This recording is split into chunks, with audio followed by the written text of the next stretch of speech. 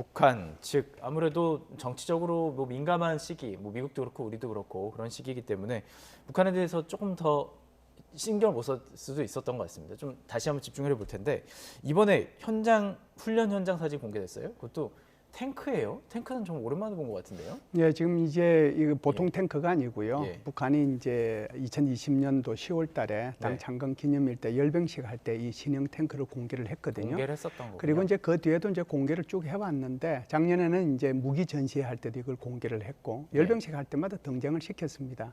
그런데 우리가 생각할 때는 그냥 이게 열병식용으로 나오는 거구나 이렇게만 생각을 했는데 지금은 이제 보니까 사실상 자체 훈련하는 거 그리고 이제 전차 부대들끼리 경쟁하는 거 그걸 지금 보여준 거잖아요. 네. 이 말의 의미는 이제는 이제 이렇게 보여주는 것을 넘어서 일부 실전 배치했다. 실전 북한에 이제 배치했다. 한 4,300대 정도의 전차가 있거든요. 그걸 네. 한꺼번에 바꿀 수 있는 건 아니니까 아마 105 전차 부대부터 조금씩 이렇게 바꿔 나가는 것이 아닌가 이렇게 봅니다.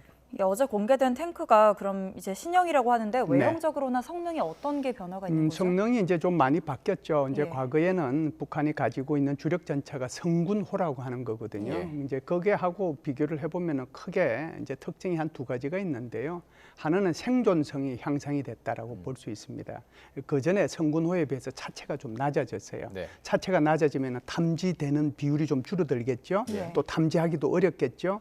차체 비율을 이제 낮췄다라고 하는 거고요.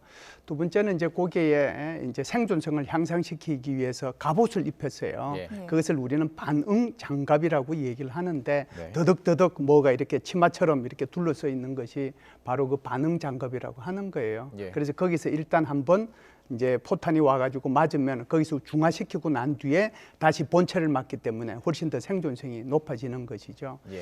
두 번째는 이제 정밀도를 향상시켰다고 볼 수 있는데요. 그 정밀도를 향상시키기 위해서 탐지 센서, 탐지할 수 있는 그 레이더하고 센서를 대폭 보강한 그런 차원에서 예. 조금 이렇게 신형 전차가 과거에 비해서 좋아졌다 이렇게 볼 수 있습니다. 예. 그럼에도 불구하고 한계는 있다라고 보거든요. 예. 그 한계가 뭐냐면 북한의 성군호는 통상 이제 이게 한 800마력 정도 돼요. 그럼 이게 고속 기동하려면은 적어도 이제 1200마력 정도 돼야 되는데 이게 지금 북한이 1200마력 이상의 엔진 하고 기압 변속할 수 있는 거 이거 두 개를 합해서 파워팩이라고 그러는데 두 개가 네. 항상 붙어 있거든요.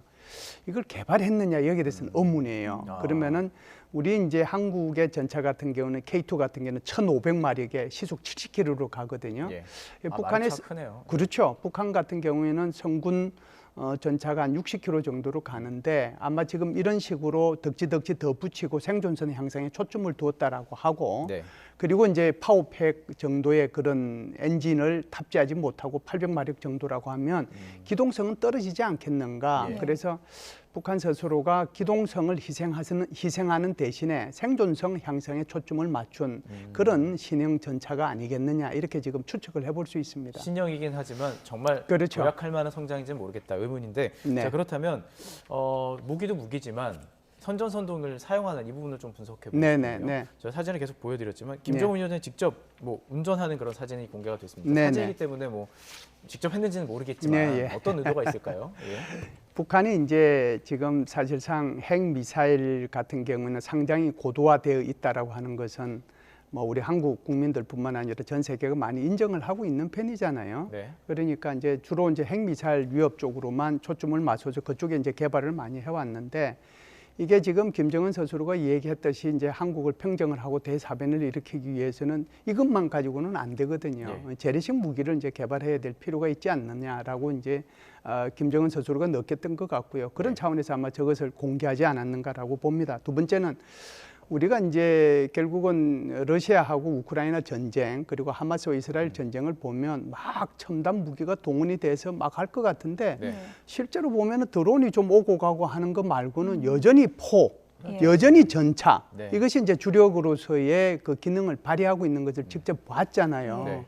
그렇다라고 하면은 핵미사일에 대한 개발도 중요하지만 재래식 무기에 대한 개발도 이에 못지않게 중요하다. 이렇게 이제 인식을 했을 수가 있겠죠. 네. 그렇기 때문에 지난번에는 며칠 전에는 김정은이가 포 사격하는데 직접 나서서 네. 거기서 이제 총으로 이렇게 사격하는 모습도 보여준 거고 네. 엊그제 같은 경우에는 지금 전차 여기에 나가서 지금 저 타는 모습을 일부러 공개를 했다. 제가 알기로 이렇게 볼 수 조종석은 있죠. 아닌 것 같은데 저기 보통 부사수 자리 아니에요? 아니요, 저희 조종석 네. 자리입니다. 맞아요. 요새는 네. 이제 뭐 전차장 그다음에 저기 포수 네. 그다음에 저 조종수 해서 네. 통상 4명 정도 이렇게 예. 타니까 예.